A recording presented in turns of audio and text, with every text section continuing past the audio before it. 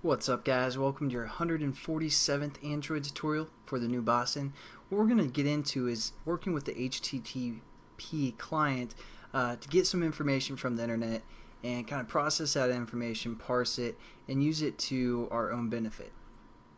So what we're going to do is we're going to go back to our new Boston project that we've been working in, and we're just going to right click and create a new class. You know, just the standard stuff you guys are experts at right now. And we're going to call this class HTTP example, and just get our class set up. We also want to set up a layout, so we're going to just do a real quick layout, nothing new. Again, just right click, new Android XML file, and we're going to call this HTTP example or EX, something like that. Hit finish. All we're going to have in this layout is just one text view. We're going to kind of retrieve some information from the internet.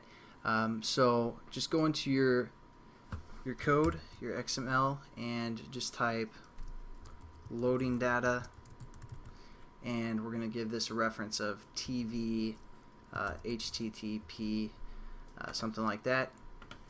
Hit save. We also might want to put a scroll view in there. Think about it. So we're just going to go above our text view and put in a scroll view and give it the reference Android layout height is equal to fill parent, and also Android layout width is equal to fill parent as well. And then we're just going to wrap our text view, so we're just going to cut that and paste below, reformat, make sure you guys have the same kind of look here. So there we go, we have our XML layout set up, pretty basic stuff. Now what we're going to do for this example is we're just going to have this one, our class HTTP example extender activity, import and set up our onCreate method. Again, the boring setup. All I've done is I just set up our class with the onCreate method, set content view to that XML layout we just set up, and we also defined our text view, which I made that reference bridge within our onCreate method. Again, nothing new, but this is going to be our main class where we're eventually going to receive a Twitter message, like your last Twitter post, something like that. But as for now, I just want to get you guys familiar with the HTTP client. That's kind of difficult to say, so you guys try and say that 10 times fast. Let me know what happens. But what we're going to do is we're going to hit right click, create a new class, which is going to handle our get method from our HTTP client. So we're just going to call this get method, something like that. Example EX maybe. Hit finish. And this is a class that we're going to use to get the information from the internet. So what we're going to do is we're actually going to set up a method within this class that's going to return a string, which we're going to change our text view to refer to that string. So we're just going to say public string, because again we're returning a string, and we're going to call this get internet data, and this is going to throw an exception.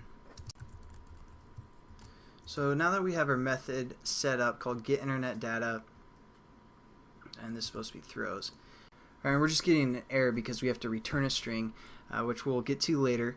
But what we want to do in this class is, or this method is, create a buffered reader, which I'll explain in a second. We're just going to set this equal to be null, and we're going to call that buffer reader in. And we're also going to create a string, and we're going to say this is our data, and we're going to set this equal to null as well. Control Shift O to add our imports, which is our buffered reader. And then what we're going to do is we're going to try to connect to the HTTP client. I always wonder if I'm saying that right or not. So let's set up our HTTP client, and we're going to call this just like client, something like that, pretty standard.